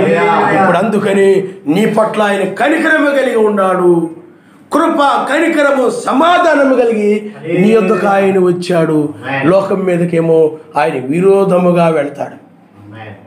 ఆ కాలంలో యెజబెలు కాలంలో ఆ యొక్క యెహూ విరోధముగా వెళ్ళాడు. అందుకనే రేపు ఆ యొక్క రష్యా, ఈ కొన్ని దేశాలు, అమెరికా, వాటికన్ సిటీ, వాటన్నిటికి కూడా విరోధంగా ఆయన లేపుతాడు. రష్యాని ఆయన ఉపయోగించుకుంటాడు. అంటే వధువు ఎత్తబడిన తర్వాత, అందుకని మనం ఎత్తబడిన తర్వాత మోషే ఏలియాలు రంగం మీదకి వస్తారు. మోషే ఏలియాలు రంగం మీదకి వస్తారు. కాబట్టి ఆయన మనకు వేకు నక్షత్రముగా ఉన్నాడు. మనకు ప్రతిఫలాన్ని ఇస్తే వాళ్ళకేమో బహు శ్రమలను ఇస్తాడు. విడిచిపెట్టబడిన వాళ్ళందరికీ కూడా ఆ శ్రమల్లోనే 1,44,000 మంది యూదులు రక్షించబడతారు. బుద్ధి లేని కన్య కూడా విడిచిపెట్టబడుతుంది, శ్రమల్లోకి వెళ్ళిపోతాయి. కాబట్టి ఇప్పుడు ఆయన తన వధువుకి ప్రతిఫలముగా వేకు నక్షత్రముని ఇచ్చినవాడుగాను, లేకపోతే వేకు నక్షత్రముగాను విడవబడిన వారికి, లోకానికి బహు శ్రమలు కలుగు చేయటువంటి న్యాయాధిపతిగాను ఆయన ఉన్నాడు. ఆయన హల్లెలూయా. అందుకని ఆ యొక్క 1988లో ఆ కళ చూపించడం జరిగింది. ఆ కళలో ప్రపంచాన్ని చీకటి గమ్మింది. నక్షత్రాలు రాలి పడిపోవడము, ఆకాశం సురసుర రగులుకొని కింద పడిపోవడము, ఆ మనుషులు దాక్కోవడం, ఇవన్నీ కూడా ప్రకటన గ్రంథంలో 6వ వంతుల్లో కనబడతా ఉంటాయి. అలాంటి పరిస్థితి భూమి మీదకి వస్తారు. భూమి మీదకి సూర్యుడు తన కాంతినివ్వడు, చంద్రుడు తన కాంతినివ్వడు. చాలా భయంకరమైన పరిస్థితి, భయంకరమైన శ్రమలు భూమి మీదకి వచ్చేస్తాయి. ఈ యొక్క అబద్ధికులందరూ కూడా, ఈ దురాలోచన కలిగిన వారందరూ కూడా, దుష్ట బోధల కింద ఉన్న వారందరూ కూడా, ఈ యొక్క మతశాఖ సంఘాలైనటువంటి రోమన్ క్యాథలిక్ సంఘము, బాప్టిస్ట్ సంఘము, పెంతెకోస్తు సంఘము, ఈ యొక్క పనికిమాలిన ప్రతి సంఘము కూడా రేపు ఆయన యొక్క ఉగ్రతను చూడబోతా ఉంది. ఆయన హల్లెలూయా. మనకైతే పునరుద్ధానము, వారికైతే నాశనమని మనం చూస్తున్నాం. హల్లెలూయా, హల్లెలూయా. కాబట్టి పిల్లారా, ఆలోచన చేయండి. ఇప్పుడు ఆయన న్యాయాధిపతిగా ఉన్నాడు. ఇప్పుడు ఆయన మన పునరుద్ధాన వర్తమానముగా ఆయన ఉన్నాడు. రేపైనట్లయితే రోమా సామ్రాజ్యాన్ని ఆయన తన పాదములతో ఆయన త్రొక్కి వేస్తాడు, ధూళిగా చేస్తాడు. అప్పుడు ఆ ధూళి మీద మనం నడుస్తామని బైబిల్ చెప్తా ఉంది. కాబట్టి ఇప్పుడు న్యాయాధిపతి ఏ విధంగా ఉన్నాడు అంటే అగ్ని జ్వాలలతోనూ అపరంజి వంటి పాదములతోనూ ఇక్కడ ఉన్నాడని అక్కడ ప్రకటన గ్రంథములో 1వ అధ్యాయంలో మనం చూస్తున్నాం. ఇక్కడ తుయతీర సంఘం యొక్క కూడా మనము చూస్తున్నాం. అందువల్ల ఇప్పుడు ఆయన ఆ విధముగా ప్రయాణం చేస్తా ఉన్నాడు. ఇప్పుడు ఆయన న్యాయాధిపతిగా మనకు తోడుగా ఉన్నాడు. ఆయన హల్లెలూయా. అంతేగాని బ్రహ్మం గారు వర్తమానాలు చదివి, అవి చదివి, ఈ చదివి ఇప్పుడు మనకు న్యాయాధిపతిగా తోడుగా ఉన్నాడు మనం చెప్పడంలా, ఆయన ఇచ్చిన ఒక అభిషేకమును బట్టి, ఆయన ఇచ్చిన కళలను బట్టి ఇప్పుడు ఆయన అపరంజి వంటి పాదములతోనూ అగ్ని జ్వాలల వంటి కన్నులతోనూ ఇప్పుడు ఆయన రంగం మీద ఉన్నాడని, న్యాయాధిపతి ఉన్నాడని, ఇప్పుడు వాని క్రియలు చొప్పున ప్రతి వానికి జీతం ఇచ్చి న్యాయాధిపతిగా ఉన్నాడని మనము గ్రహించగలుగుతున్నాం. ఆయన నామరుస్తారు. హల్లెలూయా. ఇది వాని క్రియలను బట్టి జీతం తీసుకునే సమయమే తప్ప లోకమునకు సువార్త ప్రకటించే సమయం ఇది కాదు. కానీ ఆయన యొక్క వాక్యమునకు భయపడి లోకమును విడిచిపెట్టి పైకి వెళ్ళే సమయం ఇది. ఆయన మనస్తారు. హల్లెలూయా, హల్లెలూయా. అందువలన ఇప్పుడు ఈ తెల్లవారుజాములు పైకి కొనుకోబడే సమయంలో, అందుకని ఈ తెల్లవారుజాము అనగా వేకు నక్షత్రం ఉదయించడం ద్వారా తెల్లవారుజాము ఆరంభమైంది. నిద్ర మేల్కొను కాలములో మనం ఉన్నాము. కాబట్టి ఇప్పుడు నువ్వు నిద్ర మేల్కొనే సమయం ఇది. ఇప్పుడు న్యాయాధిపతి మన మధ్య ఉండి ఆయన నడిపిస్తూ ఉన్నాడు. న్యాయాధిపతిగా ఆయన ప్రత్యక్షపరుచుకున్నాడు. అందువల్లనే మనం ఇప్పుడు న్యాయాధిపతి మన మధ్య ఉన్నాడని న్యాయాధిపతి యొక్క ప్రత్యక్ష ద్వారా మనం చెప్పగలుగుతున్నాం. ఇప్పుడు ఆయన అగ్ని జ్వాలలతోనూ అపరంజి వంటి పాదములతో ఉన్నాడు. ఆయన ఇప్పుడు మన మధ్య ఆయన సంచరిస్తూ ఉన్నాడు. ఆయనే న్యాయాధిపతి. ఇప్పుడు కృపా సింహాసనం మీద ఆయన గొర్రె పిల్లగా లేడు. ఇప్పుడు అగ్ని నేత్రములతో అపరంజి వంటి పాదములతో యోధా గోత్ర సింహముగా ఇప్పుడు ఉండి ఆయన మనల్ని తీసుకుని వెళ్ళిన తర్వాత భూమి మీద ప్రతీకారము తీర్చుకునేవాడుగా ఆయన కన్నులు అగ్ని జ్వాలలతో మండుతూ ఉన్నాయి. ఈ లోకం విషయములో ఆయన పాదములు అపరంజితో ప్రకాశిస్తూ మెరుస్తూ ఉన్నాయి. ఎందుకనంటే ఈ లోకమును ఆయన నాశనం చేయాలని. అవి ఈ కళలు దాన్ని చూసిస్తా ఉన్నాయి. ఆయన హల్లెలూయా. ఇప్పుడు ఆయన న్యాయాధిపతిగా 1995 నుండి ఉన్నాడని మనం బలముగా చెప్పగలం. ఆయన హల్లెలూయా. కాబట్టి ఇప్పుడు పిల్లారా, యెజబెలుకి ఇవ్వాల్సిన బహుమతిని ఆ యొక్క ప్రతిఫలాన్ని ఆయన ఇస్తున్నాడు. నీకు ఇవ్వాల్సింది ఆయన నీకు ఇస్తూ ఉన్నాడు. నోవ కాలంలో కూడా అనేదే చేశాడు. ఆయన వారికి ప్రతిఫలంగా రక్షణ ఇచ్చాడు. అలాగే లోతు కాలంలో రక్షణ ఇచ్చాడు. మిగతా వారికి ప్రతిఫలంగా జలప్రలయములోను అగ్నిలోనూ కాల్చివేయబడ్డారు. రేపు ప్రపంచానికి అదే రాబోతా ఉంది. ఇప్పుడు న్యాయాధిపతిగా మారాడు. అందువల్ల ఇప్పుడు నీవు ఎత్తబడే సమయం ఇదే, పై కొనుపబడే సమయం ఇదే, దానియేలు వలె పైకి లేపబడే సమయం ఇదే, మెస్సయి వలె పైకి లేపబడే సమయం ఇదే. మెస్సయి కూడా 8వ దినములో, అందుకని ప్రభు దినమందు ఆత్మవశుడునై ఉండగా అదే 8వ దినము. ఇప్పుడు మనం ఆ దినములోనే మనం ఉన్నాం. ఆ దినములో యోహాను స్వరాన్ని విన్నాడు. ఇప్పుడు మరలా మనం న్యాయాధిపతి యొక్క స్వరాన్ని మనం వింటున్నాం. ఆ స్వరమే ఎక్కిరమ్మనే స్వరము. ఆ యోహాను ఏ దినములైతే ఆ స్వరాన్ని విన్నాడు, బోరధ్వని వంటి స్వరము, అదే స్వరమును ఇప్పుడు మనము ఆ యొక్క న్యాయాధిపతి యొక్క స్వరమును మనము వింటూ ఉన్నాం. అందుకని ప్రకటన గ్రంథము 4వ అధ్యాయము 1వ వచనం మనం చదువుకుందాం. 1వ వచనం, ఈ సంగతులు జరిగిన తరువాత నేను చూడగా ఇదిగో పరలోకమందు ఒక తలుపు తెరవబడి ఉండెను, మరియు నేను మొదట వినిన స్వరము, చూడండి, నేను మొదట వినిన స్వరము బోరధ్వని వలె నాతో మాట్లాడగా వింటిని. ఆ మాట్లాడిన వాడు ఇక్కడికి ఎక్కిరమ్ము. ఆ మాట్లాడిన వాడు ఆ బోరధ్వని స్వరంతో ఏమన్నాడు చెప్పండి? ఇక్కడికి ఎక్కిరమ్ము. ఆ స్వరం ఎవరిది? మొదట వినిన స్వరము బోరధ్వని వలె. మొదట ఎక్కడ విన్నాడు అంటే ఇదిగో ఇక్కడ మనము ప్రకటన గ్రంథము 1వ అధ్యాయము 8వ వచనం నుండి మనం చదువుకుందాం. ఆల్ఫయు ఓ మేఘయు నేనే, వర్తమాన భూత భవిష్యత్ కాలంలో ఉన్నవాడును నేనే అని సర్వాధికారియు సర్వశక్తిమంతుడు యావే సెలవిస్తున్నాడు. మీ సహోదరుడును యాషువాను బట్టి కలుగు శ్రమలలోను రాజ్యములోను సహనములోను పాలివాడునైన యోహానును నేను సర్వశక్తివంతుని వాక్యము నిమిత్తమును మెస్సయ్యను గూర్చిన సాక్ష్యము నిమిత్తమును పద్మాసు దీపమున పరవాసినైతిని. మెస్సయ్య దినమందు ఆత్మవశుడై ఉండగా బోరధ్వని వంటి గొప్ప స్వరము నీవు చూచున్నది పుస్తకములో వ్రాసి Ephesus, Smyrna, Pergamum, Thyatira, Sardis, Philadelphia, Laodicea అను 7 సంఘములకు పంపమని చెప్పాను. నా వెనుక వింటిని చెప్పుట వింటిని, ఇది వినగా నాతో మాట్లాడుతున్న స్వరం ఏమిటో అని తిరిగి చూడగా 7 సువర్ణ దీపస్తంభముల మధ్యన మనుష్య కుమారుని పోలిన ఒకను చూచి తిని. ఆ స్వరం ఎవరు చెప్పండి? మనుష్య కుమారుని యొక్క స్వరము. ఇప్పుడు కూడా ప్రకటన గ్రంథంలో 4వ అధ్యాయంలో ఎవరి స్వరం ఇది? ఈ యోహాను ఏ స్వరాన్ని అయితే విన్నాడో అదే స్వరం, ఆయన స్వరాన్ని ఇప్పుడు మనం వింటున్నాం. ఎక్కిరమ్మనే స్వరము. యోహాను ఎవరికి సాదృశ్యంగా ఉన్నాడు? వధువు సాదృశ్యంగా ఉన్నాడు యోహాను. ఎందుకంటే యోహాను వధువు సాదృశ్యంగా ఉన్నాడు. అదే ఇక్కడ అతడు పద్మాసు దీపములో ఉన్నాడు. మనము కూడా ఇప్పుడు ప్రత్యేకముగా మనమున్నాం. ఆయన ఎందుకంటే ఆనాడు యోహాను మీద అనేక నేరములు మోపి తీసుకొని వెళ్ళి అతడు నేరస్తుడని పద్మాసు దీపములు అతన్ని బంధించారు.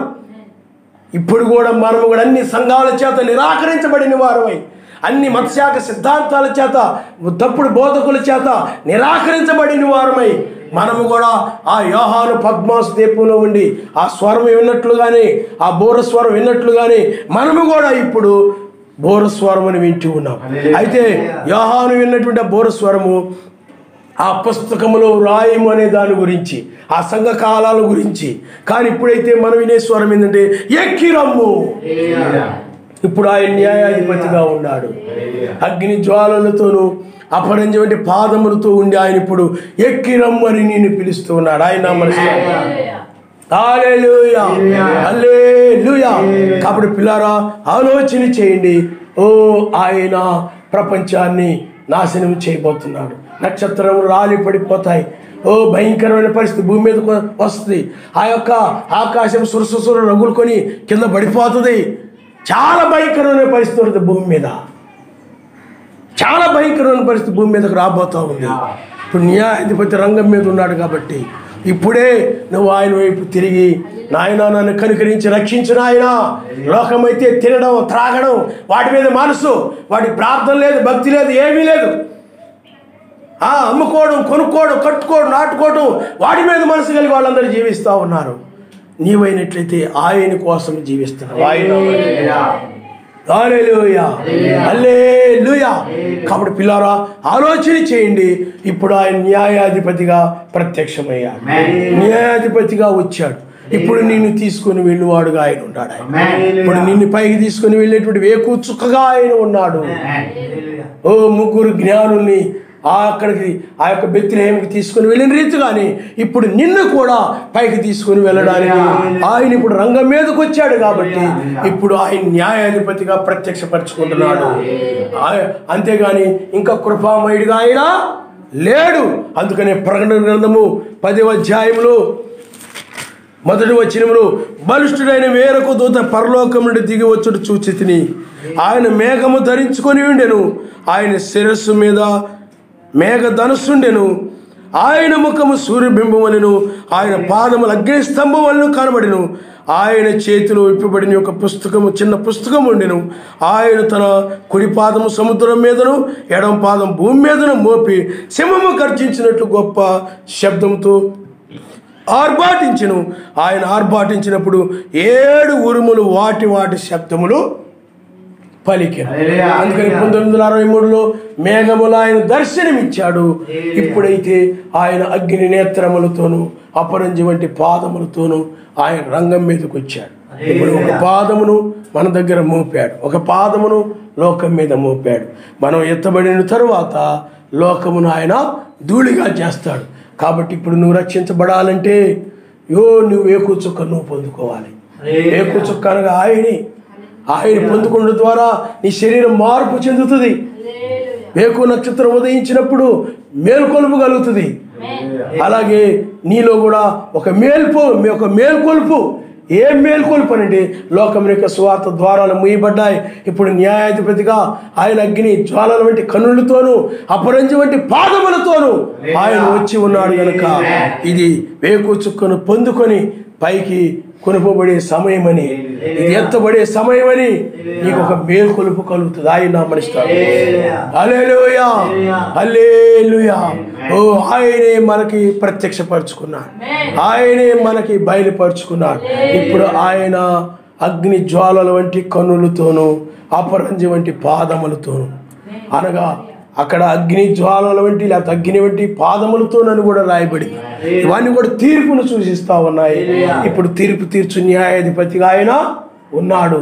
ఇప్పుడు తీర్పు దినములో ఆయన ఇదే 8వ దినము, ఇదే పునరుద్ధాన దినము, ఈ 8వ దినములో వాని క్రియలు చొప్పున ప్రతిఫలం ఇచ్చే న్యాయాధిపతిగా ఆయన ఉన్నాడు. అందుకే ఒకే దినములో 2 కార్యాలు. ఒకటి నీవేమో ఈ తెల్లవారుజామును కొనిపోబడము, రెండవది మోషే ఎలియాలు వచ్చినప్పుడు నాశనము చేయడము జరుగుతుంది లోకాన్ని. కాబట్టి పిల్లారా, ఉగ్రతను తప్పించుకునే సమయం ఇదే. కాబట్టి ఇంతకు ముందులాగా ఆయన కృపామయుడిగా ఉన్నాడు, ఇంకా పర్వాలేదులే, ఎలా జీవించినా పర్లేదులే, ఇంకా ఏ విధంగా ఉన్నా పర్లేదులే అనే సమయం కాదు ఇది. ఇప్పుడు గనక నీవు గనక తప్పించుకోకపోతే ఆయన ప్రతీకారాన్ని నువ్వు చూడాల్సి వస్తాయి. అందుకే బైబిల్లో రాయబడింది, సర్వశక్తిమంతుని చేతిలో పడుట ఎంత భయంకరమని ఉంది. మనుషుల చేతుల్లో పడుట కంటే సర్వశక్తిమంతుని చేతుల్లో పడుట పిల్లారా చాలా భయంకరం. ఎందుకంటే మనుషుల చేతుల్లో పడిన వాళ్ళు తక్కువగా శిక్షను అనుభవించారు, శ్రమను అనుభవించారు. కానీ ఆయన చేతిలో పడుట చాలా భయంకరము, చాలా ఘోరము. అందుకని నీవు ఆయన ఉగ్రత నుండి తప్పించుకునే సమయము ఇదేనని నువ్వు గ్రహించాలా. ఆయన నామమున హల్లెలూయా, హల్లెలూయా. ఇంకా సమయం ఉందిలే, కాలం ఉందిలే అనుకుంటున్నామేమో. చూడండి, మీరు హెబ్రీయులకు రాసిన పత్రిక 10వ అధ్యాయము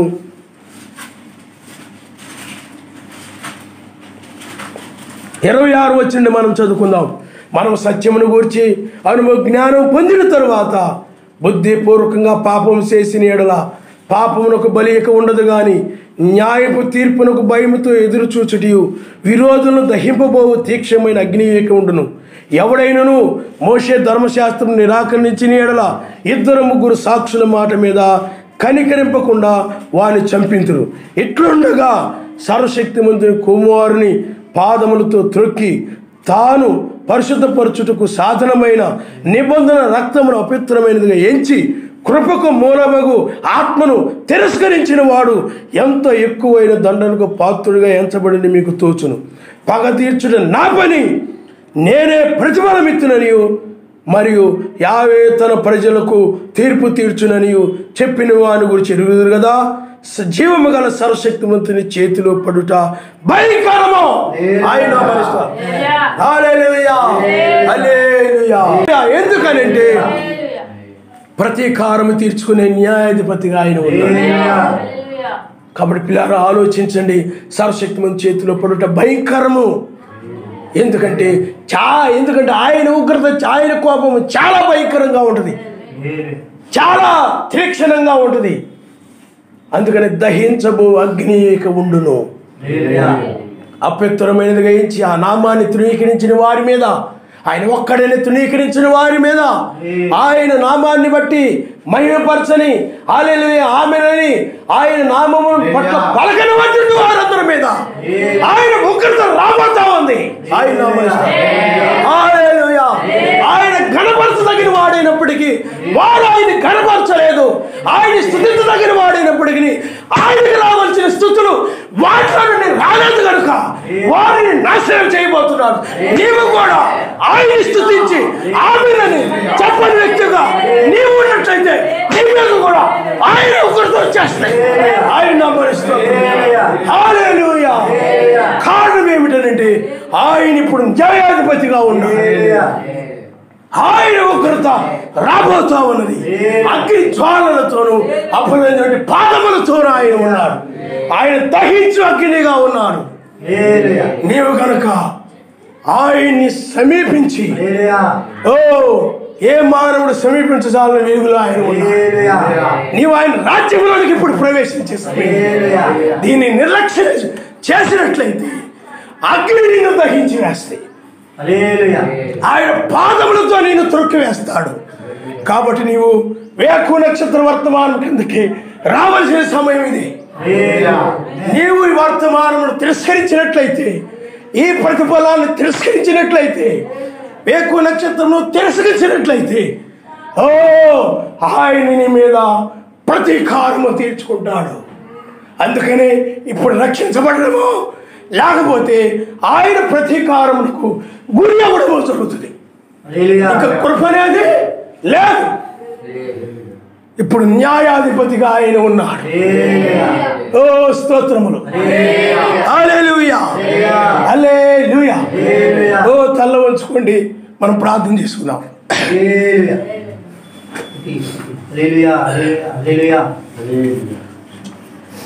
ఓ ఆయన చెందవలసిన మహిమ, ఆయన చెందవలసిన స్తుతులు నువ్వు చెల్లిస్తున్నావా? ఆయన బట్టి, ఆయన చేయి కార్యములను బట్టి ఈనాడు సంఘ శాఖలు, అలాగే వధు సంఘాల్లో ఉన్న కొంతమంది బోధకులు, వారందరి మీద ఆయన ప్రతీకారం తీర్చుకొని పోతూ ఉన్నారు.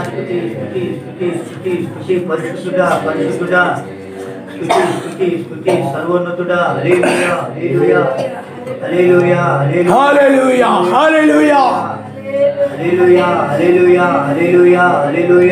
ఇప్పుడు కనుక నువ్వు ఏకో నక్షత్రాన్ని పట్టుకోకపోతే ఆయన ప్రతీకారం నీ మీద నిలిచి ఉంటుంది. ఆయన అప్పుడు ఏంటంటే పాదములు నీ మీద పెట్టి ఆయన నరకమును తురుకు వేస్తాడు నిన్ను. ఇప్పుడు ఆయనే ఆ వాక్యము. ఇప్పుడు వాక్యమే న్యాయాధిపతిగా ఉన్నాడు. ఏకో నక్షత్రం యొక్క వాక్యమే అగ్ని జ్వాలల వంటి పాదములతోనూ అపరంజి వంటి నేత్రములతోనూ ఉన్నది. అగ్ని వంటి నేత్రములతో ఇప్పుడు వాక్యం ఉన్నది. హల్లెలూయా, హల్లెలూయా.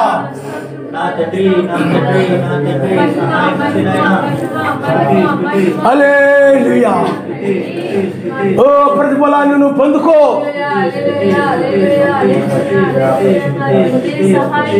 తీర్పు తీర్చు న్యాయాధిపతిగా ప్రతీకారం చేయి నేత్రములతో, ప్రతీకారం చేయి పాదములతో ఆయన ఉన్నాడు. ఉగ్రుడుగా ఆయన ఉన్నాడు. ఆ ఉగ్రతుడిని తప్పించుకునే సమయమే నీకు ఇవ్వబడినటువంటి ఆ నక్షత్రమే ప్రతిఫలము. వేకు నక్షత్రం ఇచ్చిందని అన్నాడు. హల్లెలూయా. కొంతమంది బోధు సంఘాలను, కొంతమంది వారు రిలాంగారు పరిచయలు అన్ని అయిపోయినాయి అని చెప్తూ ఉంటారు. కానీ వేకు చుక్కను వాళ్ళు పొందుకున్నారు. రిలాంగారు పరిచయలో వేకు చుక్క పరిచయం నెరవేరలేదు అనగా పేతురు రాసిన పత్రిక 2వ అధ్యాయము 1, 16, 19 వేకు చుక్కనిచ్చిందని ప్రకటన గ్రంథం 2వ అధ్యాయము ఈ యొక్క 28 వచనములు అవి నెరవేరలేదు.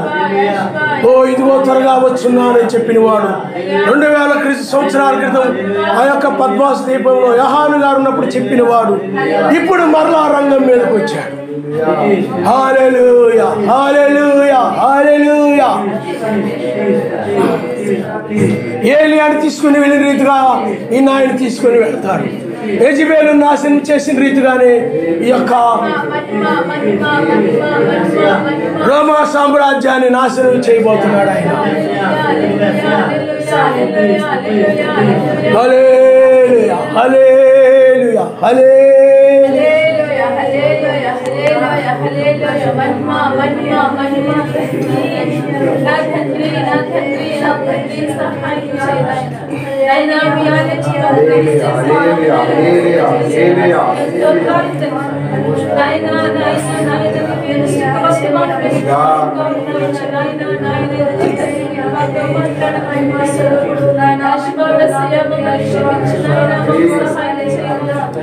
హల్లెలూయా, హల్లెలూయా, హల్లెలూయా. ఆయన నిన్ను ప్రేమిస్తూ ఉన్నాడు. ఓ ఉగ్రతుని తప్పించాలని న్యాయాధిపతి ఇప్పుడు మన మధ్యకు వచ్చాడు. ఇప్పుడు మనతో ఉన్నాడు ఆయన. ఆ ఉగ్రతుని తప్పించాలని ఆయన లోకమునకు చేయబోయే ప్రతీకారం నుండి తప్పించాలని నీ మీద కనికరమగలిగా ఆయన వచ్చాడు. నువ్వు ఆయన స్తుతిస్తున్నావా? హల్లెలూయా, హల్లెలూయా, హల్లెలూయా. ఉత్సాహంతో ఆయన స్తుతిస్తున్నావా? ఆయన హర్షిస్తూ ఉన్నావా? ఆయన కార్యములను బట్టి ఆనందంతో స్తుతిస్తున్నావా? హల్లెలూయా, హల్లెలూయా, హల్లెలూయా. ఓ బహు కొద్ది మంది మాత్రమే రక్షించబడతారు. మిలియన్ల మంది ప్రమాదంలో పడతారు. కొన్ని కోట్ల మంది ప్రమాదంలో పడతారు. సైంటిస్టులు, మేధావులు, రాజకీయవేత్తలు, వ్యాపారస్తులు, రకరకాలైన పాపపు సంబంధమైన ప్రతి ఒక్కరు కూడా ఆమెతో వ్యభిచరించారని బైబిల్ చెప్తా ఉంది. వారందరూ కూడా ప్రమాదంలో పడిపోతారు.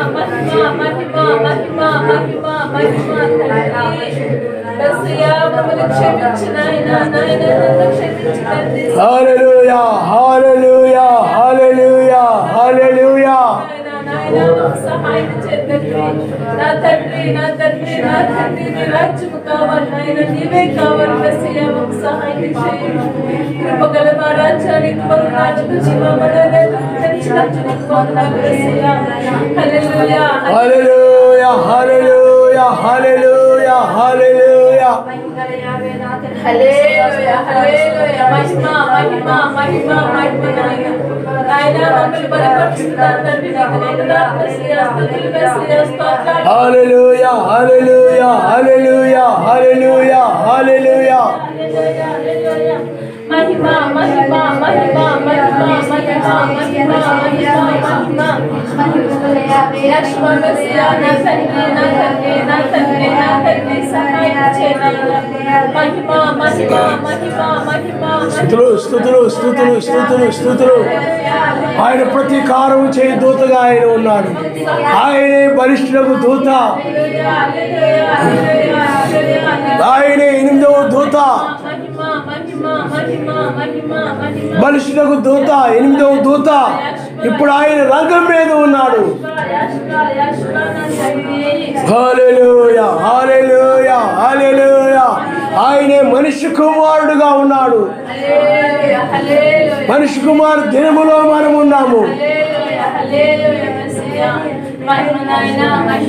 ఆయన వైపు తిరిగి, ఆ న్యాయాధి వైపు తిరిగి, అయ్యా నీ ఉగ్రతతో వచ్చావు, ఇప్పుడు నన్ను కనికరించిన ఆయన, నాకు ఆ వేకు నక్షత్రాన్ని అనుగ్రహించిన ఆయన, ఆ రాజు నీతి సమాధాన పరిశుద్ధాత్మ ఆనందాన్ని నాకు అనుగ్రహించిన ఆయన.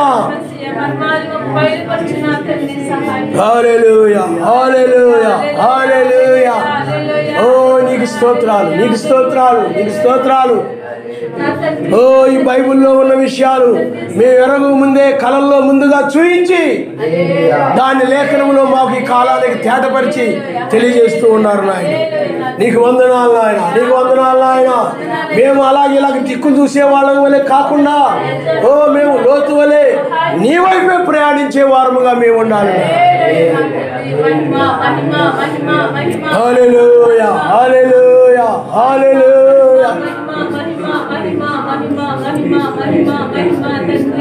స్తోత్రములు నాయన, స్తోత్రములు నాయన, స్తోత్రములు నాయన. ఓ ప్రతీకారము చేయవాడుగా ఆయన ఉండాలి. ఓ మనుషులు చే శిక్ష కంటే, మనుషుని చేతిలో పడుడు కంటే ఇంకా ఆయన చేతిలో పడడం చాలా భయంకరము.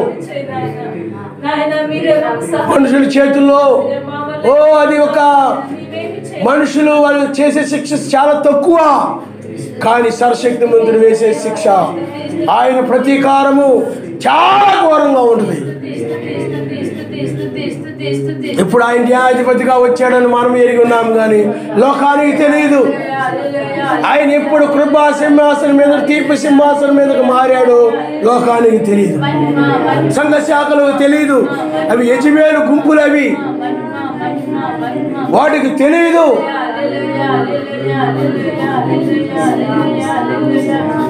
అవి అన్ని తెలిసినట్టుగానే 1963లో రెండవ రాకడ జరిగిపోయిందని దుర్బోధన చేస్తూ అనేక మందిని మోసగిస్తూ ఉన్నారు. ఆ యెజబెలు మోసము చేసే ఆత్మ.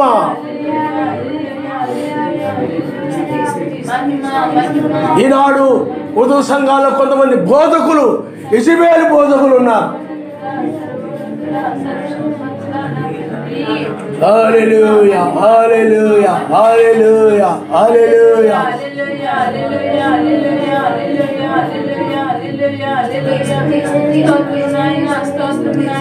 నువ్వు చేసిన కార్యాలు బట్టి నిన్ను స్తుతిస్తున్నాము నాయన, నిన్ను మహిమపరుస్తూ ఉన్నాము నాయన. నీవే స్తుతులకు పాత్రుడు మా తండ్రి, నీవే రాజులకు రాజువు నాయన, నీవే బల సంపన్నుడు నాయన, నీవే శక్తివంతుడు మా తండ్రి, నీవే అగ్ని నేత్రము కలిగిన వాడు, అప్పుడటువంటి పాదములు కలిగిన వాడు నాయన. నిన్ను ఎదుర్కొనగలిగిన వారు ఎవరు లేరు, నీ శక్తిని నిన్ను జయించగలిగిన వారు ఎవరు లేరు. నీవే రాజువి, నీవే బలవంతుడివి, నీవే మా శక్తివంతుడివి. ఓ రాజా, నిన్ను మేము హెచ్చిస్తూ ఉన్నాము నాయన. హల్లెలూయా, హల్లెలూయా, హల్లెలూయా. ఇవన్నీ నాయన దేవదూతలు చెప్పలేవు నాయన, వాటికి ఆ నోరు లేదు. అవి స్తుతించగలవు, స్తుతిని స్తుతించగలవు తప్ప నిన్ను హెచ్చించలేవు నాయన. మేమైతే నిన్ను హెచ్చించగలం, ఎందుకంటే మీరు మా పట్ల కార్యాన్ని చేశారు కాబట్టి. హల్లెలూయా, హల్లెలూయా, హల్లెలూయా.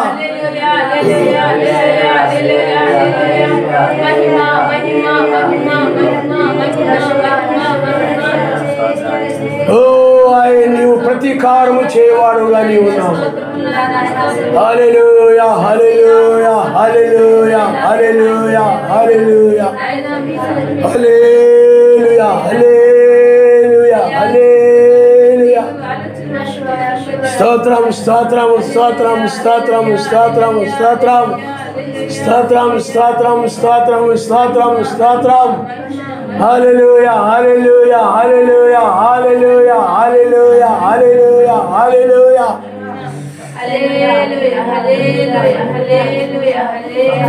ఓ ఇంకా నువ్వు నిద్రమొత్తుతో ఉన్నావేమో, స్వామితనముతో ఉన్నావేమో, విడిచిపెట్టబడతావు సుమా. ఇంకా నువ్వు ఏదైనా గద్దించినప్పుడు, ఏదైనా అన్నప్పుడు ముఖం మార్చుకొని మూతి ముడుచుకొని నీవు మార్పు పొందకుండా నేను ఎలా ఉంటాను, నేను అలాగే ఉంటాను అన్నట్టుగా మూర్ఖంగా ఉన్నావేమో సుమా. హల్లెలూయా, హల్లెలూయా, హల్లెలూయా, హల్లెలూయా,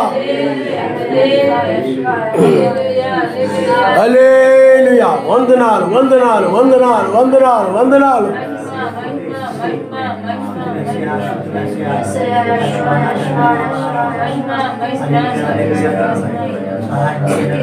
హల్లెలూయా, హల్లెలూయా, హల్లెలూయా, హల్లెలూయా.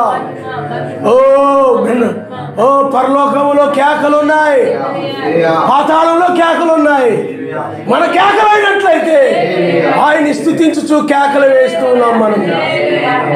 హల్లెలూయా, హల్లెలూయా. ఆ యొక్క నరకములో అయినట్లయితే అగ్ని ఆరదు, పురుగు చావదు. ఆ బాధను తట్టుకోలేక వాళ్ళు కేకలు పెడుతూ ఉంటారు. మన కేకలైతే ఆయన మన మధ్య విమోచకుడుగా ఉన్నాడని, రక్షకుడుగా ఉన్నాడని, మనం నడిపిస్తూ ఉన్నాడని ఆ ఆనందంతో కూడిన కేకలు ఆయన నామానికి స్తోత్రం, స్తోత్రం, స్తోత్రం, స్తోత్రం, స్తోత్రం. ఈ రాళ్ళు కేకలు వేయని చెప్పాడు ఆయన నామానికి. హల్లెలూయా, హల్లెలూయా. ఓ లోకానికి ఆనందం ఉండదు, ఆ సంతోషం ఉండదు కనుక ఆ కేకలు వినబడు. ఓ నీవైతే హల్లెలూయా, హల్లెలూయా, హల్లెలూయా, హల్లెలూయా, హల్లెలూయా.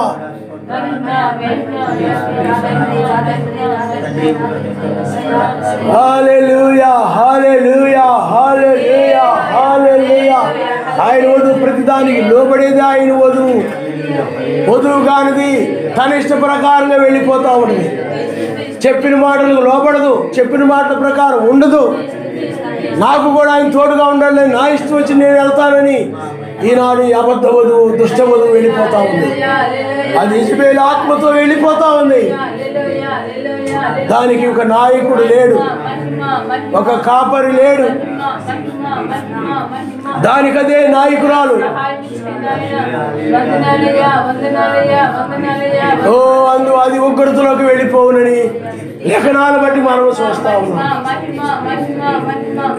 హల్లెలూయా, హల్లెలూయా, హల్లెలూయా, హల్లెలూయా, హల్లెలూయా. వందనాలు, వందనాలు, వందనాలు, వందనాలు, వందనాలు, వందనాలు, వందనాలు, వందనాలు, వందనాలు, వందనాలు, వందనాలు, వందనాలు, వందనాలు.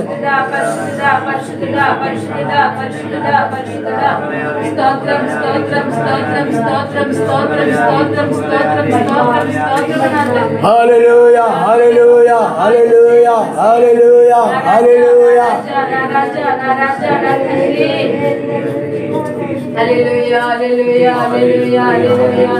వందనాలు నాయన, వందనాలు నాయన. మా మధ్యని మమ్మల్ని మాకు బయలుపరిచిన దాన్ని బట్టి స్తోత్రాలు నాయన.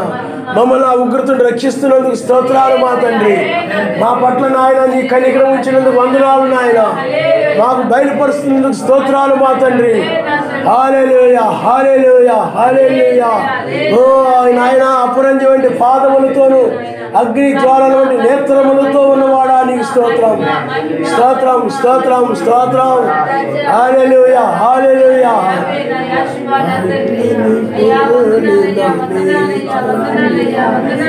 అగ్నిని పోలిన నేత్రములు అపరంజి వంటి పాదములు, అగ్నిని పోలిన నేత్రములు అపరంజి వంటి పాదములు, అసమానమైన తేజోమహిమ గల యెహోవా, అసమానమైన తేజోమహిమ గల వినమోతువే. మహోన్నతుడా మయావి సహాయకుడా నయావే,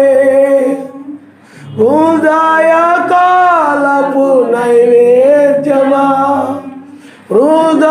హృదయపూర్వక అర్పణము, మా స్తుతి నీకేనయా